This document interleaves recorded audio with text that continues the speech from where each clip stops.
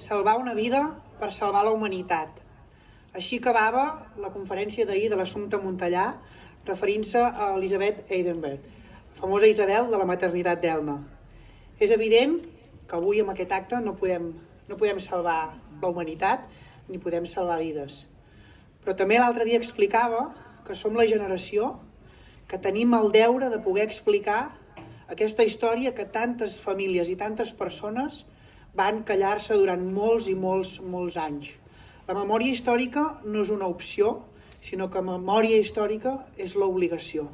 Per tant, benvinguts tots i molt bon dia en aquest acte del Dia Internacional de les Víctimes de l'Holocaust. Un acte que s'està celebrant per arreu d'Europa i mundialment a totes les grans ciutats, pobles i viles de tot arreu per homenatjar i per retornar la dignitat de totes aquestes persones que van perdre la vida en aquests camps de concentració. Uns camps on es van viure els pitjors horrors coneguts a la història de la humanitat. Per tant, sense més dilació, passem per part de la Rosalia, la directora de l'Institut Pere Fontdevila, la lectura del manifest del dia d'avui.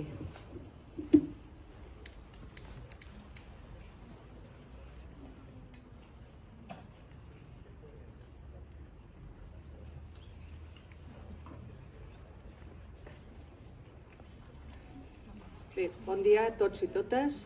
Us llegiré aquest manifest de l'Amical de Mauthausen.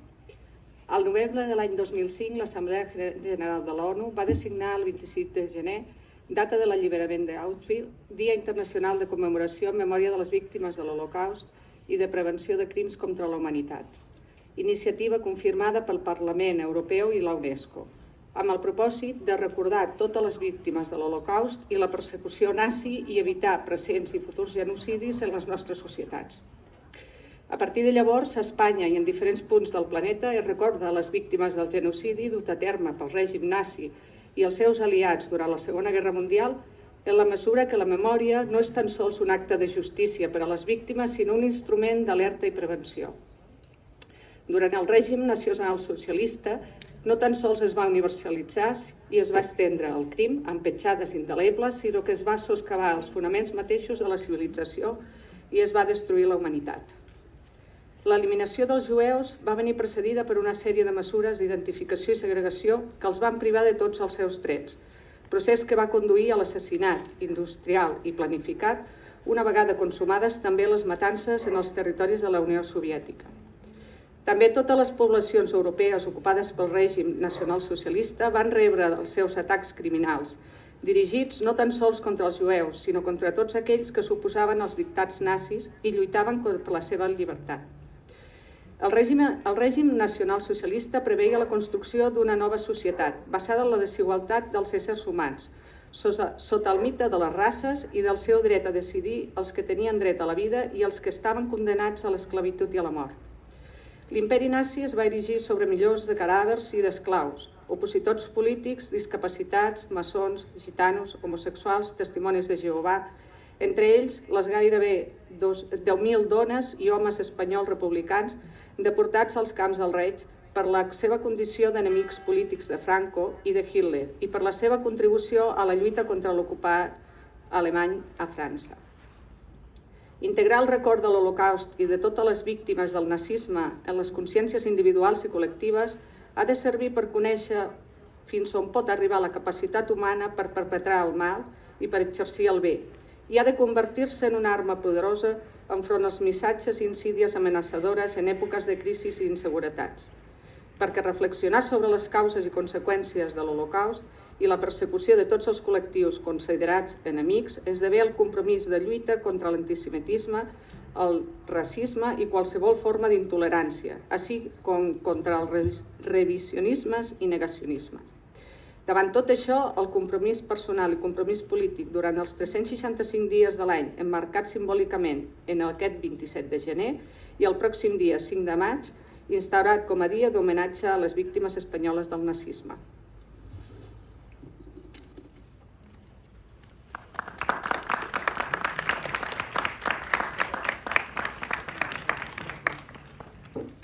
Hola, bon dia. Som la Dona i la Dolça i Gràcies. En commemoració a les víctimes de l'Holocaust i per aquest acte volem cantar una cançó que es diu Aftermath del grup de música Muse, que Aftermath significa literalment conseqüència, i la vam triar perquè reflexa el sentiment de pèrdua i de ganes de tornar a casa que tenien les víctimes de l'Holocaust que van ser exiliades a França.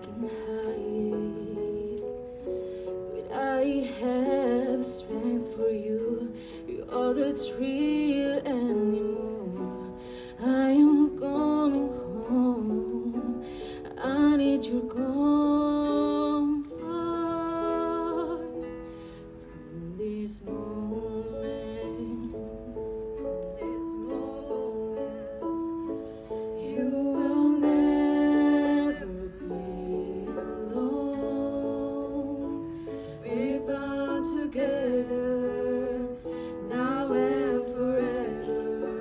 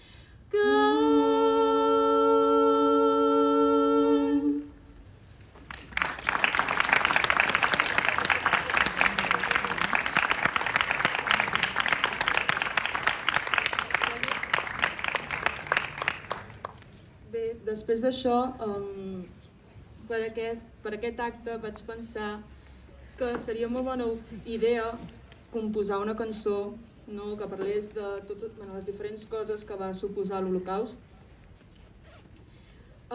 Vaig intentar escriure aquesta cançó amb tot el meu cor i sí que és veritat que és bastant estrany exposar una cançó meva per primer cop davant de públic, però espero que us agradi moltíssim i que l'aprecieu tant com l'aprecio jo.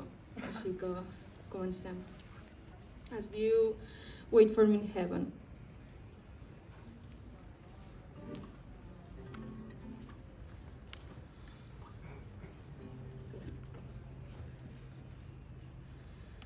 I lost everything because I've been free for someone's thoughts.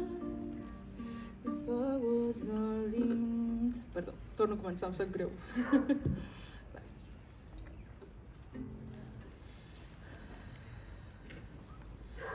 I lost everything because I've been free for someone's thoughts.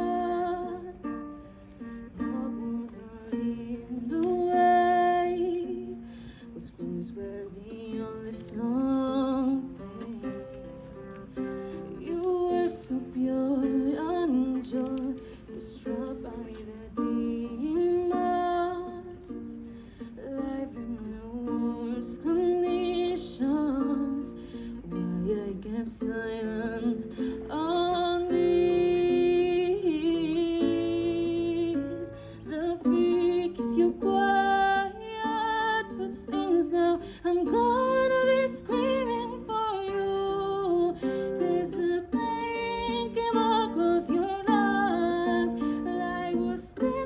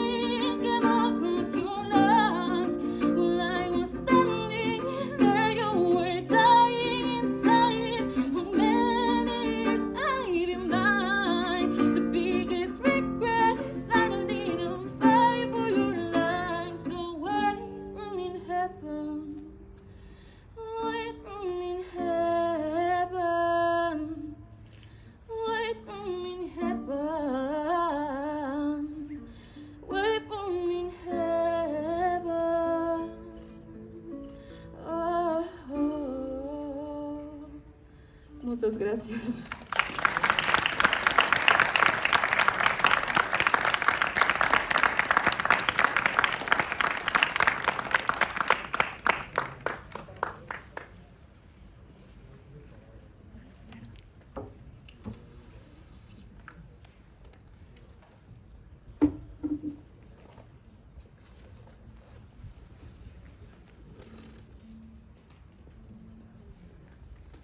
Em costa dir alguna cosa després del que acabem d'escoltar, amb aquesta sensibilitat, davant d'un dia com aquest, amb la memòria de les persones d'aquí de Gironella que van estar als camps de concentració. Moltes gràcies, Duna i Dolça, per les vostres cançons. No sé si dir que el dia d'avui té algun sentit. Evidentment, té un sentit que és el record, el no oblidar per no repetir. Però aquest dia no hauria d'existir, com tants altres, recordant una cosa dramàtica. I això ens porta a fer la pregunta per què és l'ésser humà. I hem vist en la història que l'ésser humà ha arribat a ser el seu propi monstre. Deia el filòsof que res del que és humà m'és aliè. Si això afecta la dignitat humana, ens hauríem de demanar què és. Perquè si és un respecte mínim a qualsevol persona, en molts moments històrics, i avui fent memòria del que van viure les persones, aquestes 10 persones de Gironella, veiem que no ha estat així. Tot el que estem fent aquí i a l'Institut Pere Font-de-Vila té a veure amb un projecte educatiu, que és el projecte Gironella Mauthausen, on treballem diversos aspectes de tot el que va passar i avui fem un acte de commemoració a partir també d'aquest projecte.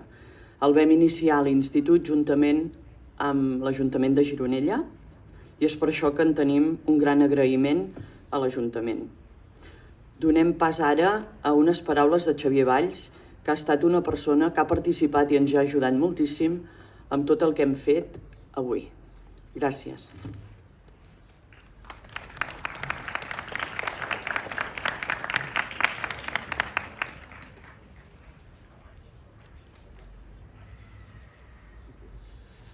Bé, intentaré ser breu perquè em demanen que resumeixi quasi més de 10 anys de feina i això en un minut o és quasi impossible. Avui aquí som tota una sèrie de persones, parlem d'història, aquestes muralles també ho són, estem a sota una història de Gironella, perquè han passat molts gironellencs per diferents moments de la història i també a treballar. I de totes maneres em vull dirigir sobretot a l'alumnat, que alguns dels quals ja em coneixeu perquè he passat pel vostre institut i hem compartit alguna experiència. Fa 10 anys de memòria històrica aquí a aquest país se'n parlava poc, per no dir molt poc, i fora del que és Catalunya encara menys. I amb el tema que ens ocupa avui, els deportats anaven desapareixent per una qüestió purament biològica i cada vegada hi havia més dificultats en fer el relleu generacional. Amb un altre company que treballem en instituts diferents a Manresa, que es diu Josep Castilla, ens vam plantejar fa 10 anys de començar un projecte pedagògic i ens vam trobar molts de l'amical de Mauthausen, que en aquell moment anaven perdent cada vegada més població i estaven minvant i no sabien gaire cap a on tirar, per iniciar un projecte pedagògic. I aquest projecte va consistir no només en un tema d'honorar el passat, sinó de pensar en el present. I vam començar un projecte relacionat amb cultura de la pau. Amb cultura de la pau i a partir del miratge històric o de la reflexió històrica pensar sobre el nostre present. Quan vam començar aquest projecte, a Manresa érem 2 instituts i 10 alumnes i 2 professors. Després això es va transformar, en aquests 10 anys s'ha transformat en un projecte que ara ja anomenem Catalunya Central. Us he de dir que la Catalunya Central en aquests moments, aquest acte com el que estem fent aquí, l'estan fent 6 instituts més. Ens agradaria que s'hi afegís més gent, però de moment ja és prou. tenint en compte que torno a dir que la primera vegada que el vam fer érem 10 persones, 10 alumnes i 2 professors, no?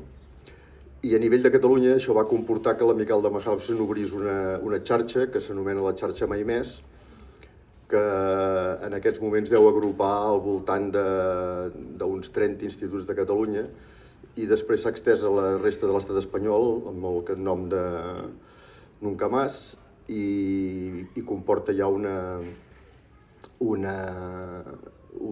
nombre elevat d'instituts, sobretot a la zona d'Andalusia i sobretot a la zona del que és l'arc dels Països Catalans, sobretot a València, per una qüestió històrica, per una qüestió de repressió. Us he de dir que en aquest projecte una de les coses que hem fet o que fem és que un cop a l'any viatgem amb alumnes al camp de Mauthausen i estem una setmana allà fent treball pedagògic Cultura de la Pau, és a dir, lliguem temes d'història del que va passar amb els temes actuals. Els 600 més o menys supervivents espanyols, entre els quals hi havia catalans que van sobreviure, quan van sortir del camp hi ha una fotografia que és històrica i van fer un manifest adreçat a totes les nacions del món dient sobretot que això no es tornés a repetir, d'aquí la frase mai més. Però el que hem vist és que això s'ha tornat a repetir moltes vegades. De fet, s'està repetint encara avui s'està repetint. L'exili existeix quasi en tots els països, els desplaçaments de població n'hi ha més ara que amb tots els que va haver-hi la Segona Guerra Mundial. En aquests moments la xifra gira ja al voltant de 250 milions de persones desplaçades per conflictes, una bona part bèl·lics, una altra bona part també en aquests moments ja per temes ecològics, però sobretot bèl·lics. I ahir la Montellà ens recordava que aquest Mediterrani nostre es va dir el Mar Nostre, no? Mare Nostrum, i ara sovint és el Mare Mortum, no? I va recordar ella diferents països que són causa de conflictes perquè trafiquen excessivament en armes, no? I no va recordar l'estat espanyol, que és el 6è exportador d'armes del món, i que en el conflicte de Síria hi té molt a dir, igual que amb el del Líban, perquè saltant-se tractats internacionals a través de la monarquia ha vengut armes a països que després les revenen per fer guerres. Per tant, això és ben actual, no? I no fa gaires dies al nostre país algú deia que sobraven 23 milions de persones a l'estat espanyol. Potser els que estem aquí sobràvem tots, en aquest cas, no? I això ho escriuen a la xarxa impunament, no? I l'ombra dels feixismes, del racisme, de la xenofòbia està molt llarga a tots els països, també el nostre. No cal mirar només, per exemple, als Estats Units, també a casa nostra. En el fons, viure en la diferència és molt complicat sempre i molt complexa. I aquest programa pedagògic va d'això. Us he comentat que hem viatjat als camps. Jo, en aquest cas, hi he anat 8 vegades amb alumnes i la penúltima vegada que hi vam anar, vam convidar 3 fotògrafs que estan aquí, que són de Fotoart Manresa, i vam començar a fer aquesta exposició que l'Ajuntament de Gironella ha tingut a bo de portar aquí a la ciutat. De fet, vam començar fent una exposició que l'any passat va estar al Museu de Manresa, que es va dir Camps, Camins de Pau, i que també incloïa, en el cas de Manresa, artistes de l'Escola d'Art. I aquí n'hem fet una adaptació amb els alumnes de l'institut que ha sigut molt, molt interessant, que és tota aquesta part de fotografies que veieu de Gironella, que incorporen l'element actual que som nosaltres, l'element històric, i ens lliguen en el passat. Recordar i treballar aquest tema de la memòria no és només treballar pel passat, és treballar per la cultura de la pau. I sobretot pel tema actual. I el tema actual passa per l'escolarització, passa per l'ensenyament i passa sobretot pels joves, per vosaltres que esteu aquí i per tots aquests instituts que s'hi van incorporant. Moltes gràcies.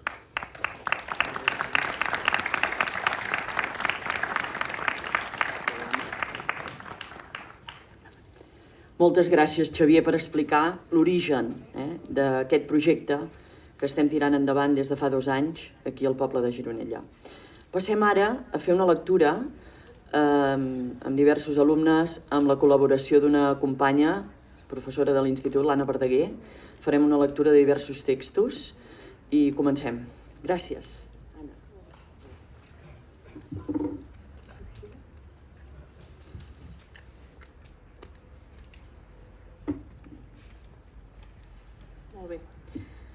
En les coses hi resta sempre alguna cosa de la mirada que les ha contemplat. És una tasca més àrdua honorar la memòria dels éssers anònims que la de les persones cèlebres. La construcció històrica es consagra a la memòria dels qui no tenen nom. Walter Benjamin. Van viure a Gironella i van ser deportades i algunes assassinades les persones següents. Celestino Altarriba Busoms, Roque Latrilla Casafont, Alfonso Sabater Caselles, Lluís Pagerols Masforroll, Ramon Manovens Pregones, Ramon Pujol Soler, Jaime Canals Viladomat, José Rubio Delgado, Josep Villaró Canelles, Ramon Simón Bessa.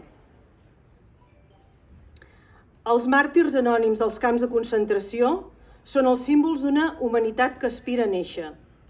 És tasca de la filosofia traduir allò que ells han fet a un llenguatge que s'escolti, encara que les seves veus peribles hagin estat fetes callar per la tirania. Crítica de la raó instrumental de Max Horkheimer. Per què 10 vilatans gironellencs van acabar els seus dies deportats a camps de la mort nazis? Concretament, el camp de Mauthausen i el seu subcamp de Usen, així com el castell de Hartheim. Quin sentit té per nosaltres aplegar-nos al voltant d'aquestes Stoppelstein, pedres d'entrebancar o d'ensopegar, quan passegem? Per fer-nos memòria i despertar-nos al pensar-hi? Imagineu per un moment que ens trobem a la Gironella del 17 de juliol del 36. La vila es troba commocionada, perquè s'ha produït un aixecament militar contra el govern legítim de la Segona República a l'Àfrica, que desembocarà en una guerra de 4 anys de durada.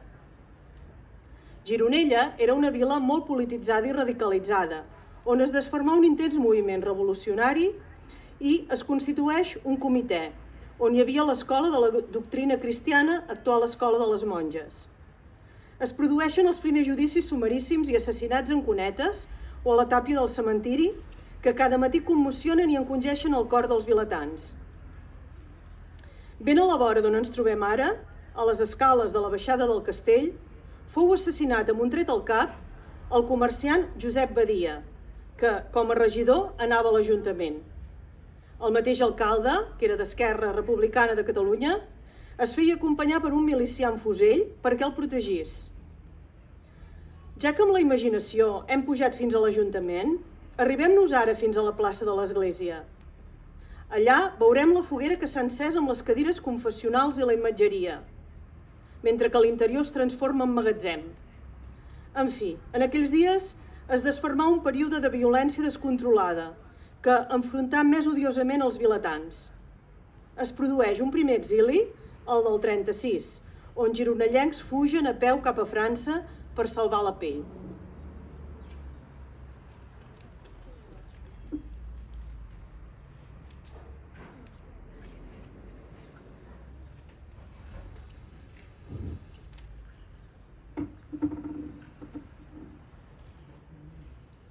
La guerra incivil va fent el seu curs i el nostre poble no en resta al marge.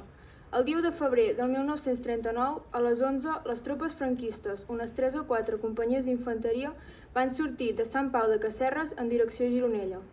Van entrar al poble pel Cal Blau i van ocupar la part baixa, mentre l'exèrcit republicà feia una voladura del pont, mentre es replegava i parapetava al cap del Pla. En aquestes darreres escaramusses i la retirada en direcció a la frontera encara es produïren una desena de víctimes. L'exèrcit republicà en retirada, al passar per la casa de la Riba d'Olvan, hi va trobar una quarantena de persones amagades, que van sortir pensant-se que eren els franquistes que arribaven, i aleshores els republicans van ser executats. En aquest grup hi havia 10 vilatans.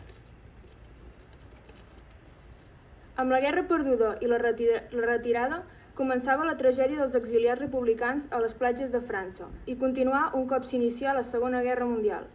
Maltractats pel govern francès, els camps de concentració que s'habilitaren per tota la geografia francesa i el nord d'Àfrica, una part important d'aquells homes es van veure obligats a allistar-se a les companyies de treballadors estrangers. Alguns d'ells fins i tot s'enrolaren a la legió estrangera per continuar lluitant contra el feixisme. Amb l'ocupació de França per part de l'exèrcit alemany, molts d'aquests republicans foren capturats per les forces alemanyes, internats en camps de concentració. La majoria d'ells moririen en aquests camps, especialment el de Mauthausen. Bona part d'ells serien capturats per l'exèrcit alemany durant les primeres setmanes posteriors a la invasió de França, al maig de 1940. Aquests republicans, abandonats a la seva sort pel govern de Vichy, van ser capturats per la Gestapo amb el consentiment de la dictadura franquista. Va ser llavors quan els van classificar com a apàtrides. Els van traslladar als camps de concentració i els van col·locar un triangle blau per distingir-los com a tals.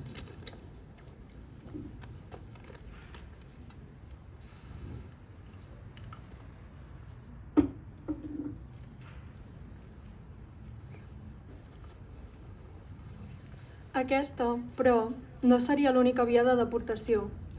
El primer comboi de població civil que va sortir des de territori francès fins als camps nazis partí d'Angulema l'agost de 1940, format per famílies republicanes. Als anys 1942 i 1943 s'iniciaren les detencions de dones i homes que actuaven al si de la resistència contra l'ocupació alemanya. Molts d'ells van anar a parar a diversos camps de Reich, mentre que les dones les van enviar al de Ravensburg. La majoria dels 9.446 republicans, 936 catalans, que es calcula que foren deportats a camps de concentració, 7.500 van ser destinats al camp de Mauthausen, obert el 8 d'agost de 1938 i alliberat el 5 de maig de 1945, dels quals en van ser massacrats més de 5.500. La majoria eren distribuïts en camps satèl·lits o subcamps, per treballar i morir. Un dels principals fou el de Gusen, conegut com la tomba dels republicans. A ell van anar a parar 5.265 espanyols, dels quals van ser assassinats 3.959. Altres camps amb presència d'exiliats foren els de Dachau, Buchenwald, Salzhausen, Bergen-Belsen i el ja esmentat de Ravensburg. La majoria dels reportats no van ser enviats a camps d'extermini, com Auschwitz, tot i que alguns hi acabaren. El conjunt, més del 60%, va deixar-hi la vida a causa de les terribles condicions de vida. Van morir per l'extenuació dels treballs forçats que havien de fer, per les malalties, a la cambra de gas o a causa d'experiments mèdics. Aquestes defuncions cal sumar-hi els morts durant les setmanes posteriors a l'alliberament. Tristament, els camps s'han convertit en el símbol de la inhumanitat dels humans. El jurament que feren els supervivents consistia en ser testimonis de l'horror per proclamar que no podia passar mai més. Per desgràcia, han passat i passen altres genocidis, que ens demanen un compromís a favor de la dignitat humana. L'únic que aprenem de la història és que no aprenem res. Niklas Nat Volksdag.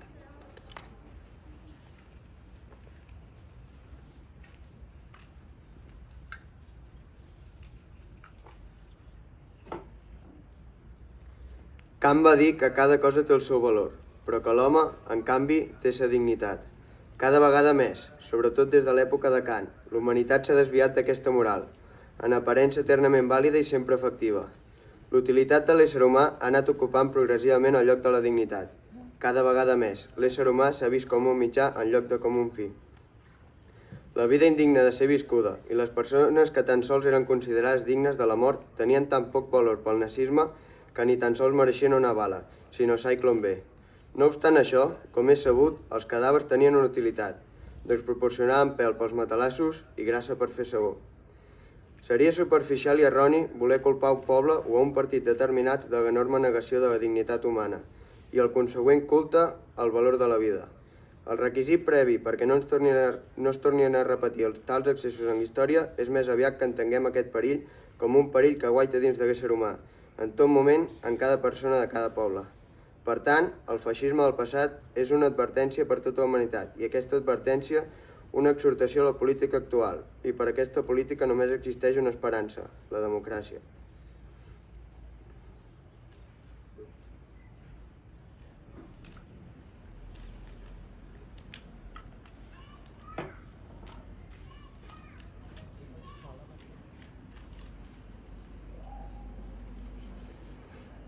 El que ha passat és un avís.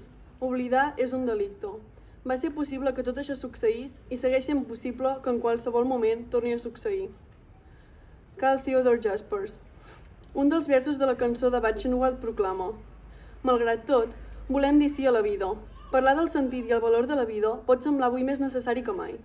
La pregunta és si és possible fer-ho i com.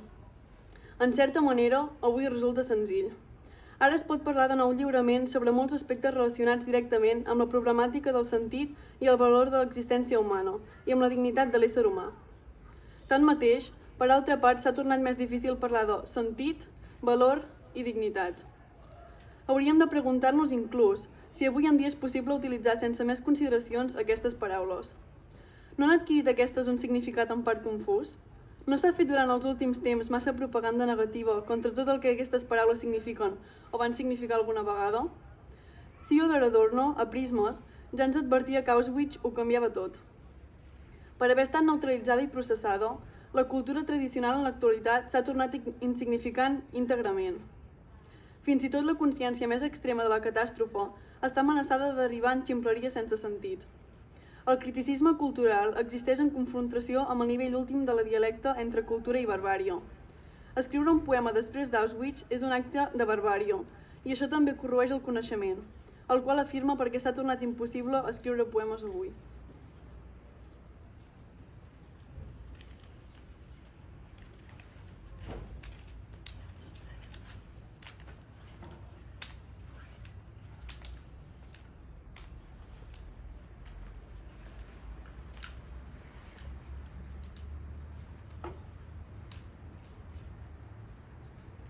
El pensament europeu a partir de Kant proclama la dignitat de l'ésser humà. En la segona formulació de l'imperatiu categòric s'hi diu que totes les coses tenen son valor. L'ésser humà té la seva dignitat i no hauria de considerar-se mai un mitjà per arribar a un fi. Tanmateix, dintre de l'ordre econòmic de les últimes dècades, els treballadors han estat majoritàriament convertits en instruments, degradats a simples instruments de l'activitat econòmica. El treball va deixar d'ésser un mitjà de vida, i l'ésser humà, i la seva vida, la seva energia, la seva força de treball, es convertiren en el mitjà per aconseguir un fi. I aleshores va arribar la guerra. I a partir d'aquest moment, les persones i les seves vides foren posades inclús al servei de la mort. I van arribar als camps de concentració, i en ells s'explotava fins al darrer segon d'aquesta vida considerada mereixedora de la mort. Quina desvalorització de la vida, quina degradació i quina humiliació a l'ésser humà. Per fer-nos una idea de la magnitud, imaginem un estat que comença a explotar a tots i cada un dels seus condemnats a mort, que utilitza la seva força de treball fins al darrer alè de les vides, que les perllonga miserablement, partint de la idea que això és més raonable que matar sense més ni més, o alimentar durant tota la vida aquestes persones. Tal vegada no ens tiraven encara moltes vegades al camp de concentració, no ens mereixíem la sopa que menjàvem. Aquella sopa que ens donaven un cop al dia com a única menja i que vam haver de pagar amb treballs forçats. Nosaltres, els indignes, havíem d'acceptar educadament aquest obsequi immerescut. Els presoners havien de treure'ns la gorra al rebre-la. I de la mateixa manera que la nostra vida no valia ni un plat de sopa, la nostra mort tampoc tenia massa valor. I no mereixíem ni tan sols una bala de plom, sinó solament Ciclón B.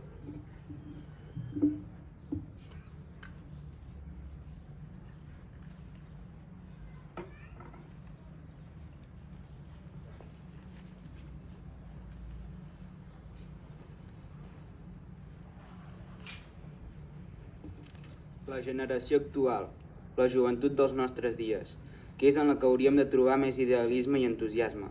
S'ha quedat sense models. Els últims anys ens han desil·lusionat, però també ens han demostrat que allò humà té valor, que tot depèn de l'ésser humà. Allò que va quedar i ha quedat, després de tot, fou tan sols l'ésser humà. Sí, l'home, despullat. Ho havia perdut tot, els diners, el poder, la fama. Ja res era segur per a ell, ni la vida, ni la salut, ni la felicitat. Tot s'havia tornat dubtós, la vanitat, l'ambició, les relacions. Tot quedà reduït a l'existència despullada, atravessat pel dolor, desaparegut tot allò insignificant. L'home es va esvair, convertint-se en allò que finalment fou un més entre la massa, és a dir, ningú vertader, o sigui, ni ningú, en realitat. Qualcom anònim, un sense nom, un número de persona, o algú convertit en si mateix. I, així tot, encara era possible prendre alguna decisió? Ho era. I això ens ha d'estrentar. Doncs, l'existència, a la nuesa de la qual s'havia reduït l'home, consisteix precisament en això, en decidir. Hi havia i hi ha quelcom que podia i pot ajudar-nos davant d'una decisió. Quelcom determinant, la vida, l'existència dels altres, ser un model per als altres. Per tant, es tracta de contrastar la propaganda negativa, la propaganda del sense sentit dels últims anys, amb una reflexió que, per poder ser positiva, ha d'apel·lar en primer lloc a l'individu i en segon lloc l'ha de fer efectiu.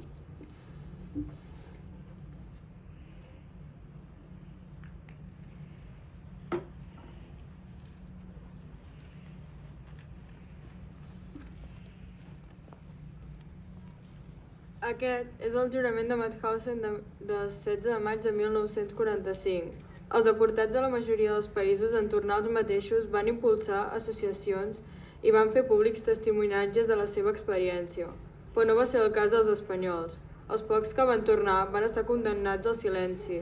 La situació política va impedir la legalització de les associacions, va negar a les víctimes la seva dignitat, perseguint-los i, en molts casos, negant la seva existència. En el 1962, un grup de deportats i familiars van fundar en la clandestinitat l'Amical Mauthausen, que no va ser reconeguda oficialment fins al 1978, amb l'objectiu de la defensa de la dignitat i dels drets de les víctimes. El 16 de maig de 1945, una vegada alliberada Mauthausen, tots els comitès nacionals de presos del camp van redactar un jurament. Ho van signar deportats amb múltiples nacionalitats.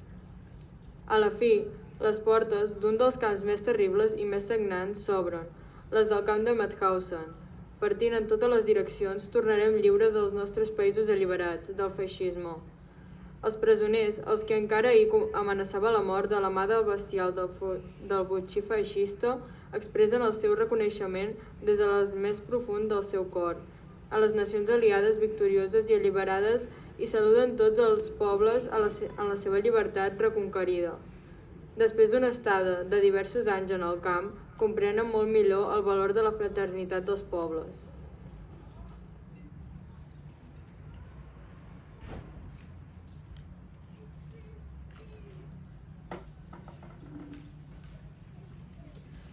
El món va ser alliberat de l'amenaça hitleriana gràcies a l'esforç comú de tots els pobles. I gràcies a aquest mateix esforç ens ha estat retornada la nostra estimada llibertat, tan desitjada per totes les nacions. La pau i la llibertat són la garantia de la felicitat dels pobles i de la construcció d'un món sobre les noves bases de la justícia social i nacional. És aquesta l'única ruta cap a una col·laboració pacífica de les nacions i els pobles. Ja reconquerides la nostra llibertat i la dels nostres països, volem guardar en la nostra memòria la solidaritat internacional del camp. Recollida tan savi ensenyament, volem marxar per un camí comú, el camí de la llibertat indivisible de tots els pobles, el camí de la mútua comprensió, el camí de la col·laboració en la gran obra de la construcció d'un món nou, just i lliure.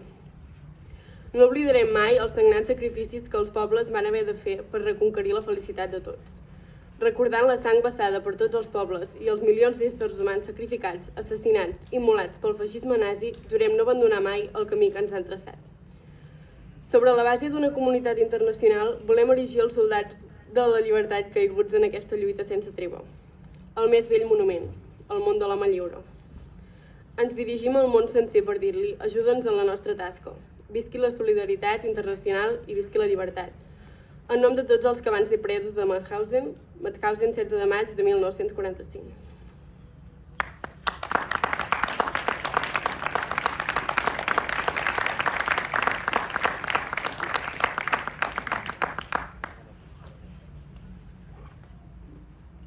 Acabem ja amb tota aquesta part d'aquest text que ha fet memòria de la història de Gironella i del que va passar a Mauthausen amb un poema de Hannah Arendt.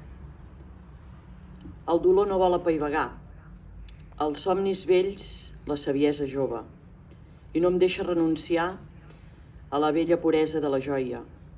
Estima la terra, tant com el viatge, l'indret estrany, i no d'una altra manera. Així la vida m'entreteixeix suaument amb el seu fil en un ordit ignot, fins que de sobte, com el comiat en el viatge, el gran silenci rom en el teler. Ai, que ràpid! Passa el temps, enfilant, sense detenir-se, any rere any, en la seva cadena. Ai, que prompte, el cabell clareja i es fa blanc. Hannah Arendt. Passem ara a l'ofrena de flors, les espelmes per part de tot l'alumnat i la música, de nou, d'alumnes de l'Institut Pere Font de Vila.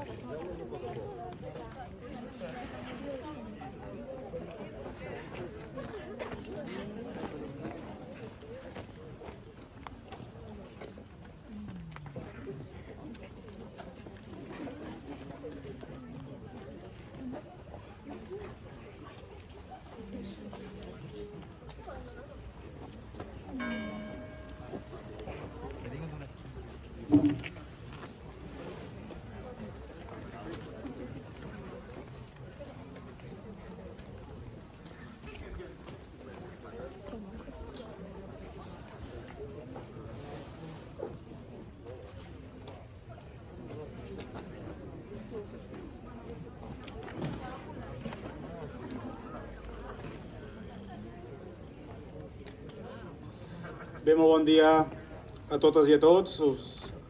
Per poder donar per acabat aquest dia contra l'Holocaust, avui que és el 76è aniversari de l'alliberament del camp de concentració d'Auschwitz-Birkenau i que les Nacions Unides el va marcar al calendari com el Dia Internacional de la Memòria a les víctimes de l'Holocaust. Molt bon dia, molt bona tarda i moltes gràcies a tots els que ens heu acompanyat i ens heu volgut acompanyar per commemorar un dia com avui. Un dia pel record, un dia per l'esperança, un dia d'homenatge i un dia de compromís. Un dia pel record d'uns fets que van colpir la societat europea, que van generar odi contra la població civil, que van causar milers de morts. Records que no poden quedar només en un llibre per la història, sinó que tenim el deure moral que totes les generacions coneguin aquests fets reprobables i que mai, mai, mai en qualsevol de les expressions d'odi es pugui tornar a repetir. Avui homenatgem persones que ho van patir, les persones jueves, el col·lectiu LGTBI, les persones testimonis de Jehovà, la població gitana, els catalans, considerats dissidents polítics o opositors polítics, els ciutadans de Gironella que van patir l'exili, la presó i la mort, a les seves famílies, els berguedans, els catalans i a tots els que ho van patir en primera persona. Exili que és representat en aquest mural que tinc aquí darrere meu i que en Xema Rico ha fet per aquesta ocasió. Homenatgem, com van fer el 2019, col·locant aquí davant mateix les primeres peces Stolperstein, conscients que no tots els que viuen a Gironella hi van patir les conseqüències i van tenir el seu lloc, però que li tindran, perquè no deixarem a ningú en l'oblit, sinó que tothom tindrà el seu espai pel record del martiri de l'Holocaust que van viure. La recerca històrica va ser possible gràcies a la col·laboració amb l'Institut Pere Fontdevila, amb qui hem fet més estrets els nostres llaços i hem organitzat també conjuntament un acte com el d'avui. I amb en Xavi i amb la gent d'Amical Mauthausen, que ha sigut possible que avui ens trobéssim tots plegats. Però avui també tenim i hem de posar una mirada cap a l'esperança. L'esperança perquè cada cop hi ha més persones convençudes que res d'això ha de tornar a passar. Generacions de ciutadans que han de conèixer la història i que s'han de comprometre, que ens hem de comprometre de forma cívica, pacífica, però sobretot ferma, que l'odi no pot estar entre els nostres valors. Que l'odi se'l combat, no se li mostra indiferència. I que potser ara l'odi no es visualitza en forma de camps de concentració, de trens de la mort o de càmeres de gas, però tenim una societat on encara persisteix l'odi, la repressió, l'exili. Per tant, ens cal un compromís clar, ferm i democràtic. Nosaltres el tenim, l'expliquem i l'explicarem. Som un municipi de pau, de diàleg, un municipi solidari. Hem aprovat rebutjar qualsevol acte feixista que estigui a casa nostra. Hem signat un conveni de col·laboració amb amics de Mauthausen i altres camps de concentració per totes les víctimes. Compromís de paraula, compromís per escrit. Perquè mai més cap altra situació com aquesta es repeteixi, per recordar les víctimes i les seves famílies, per deixar constància d'una història que no voldríem que s'hagués produït mai, però també per no deixar-la mai, mai, mai en l'oblit. Moltes gràcies.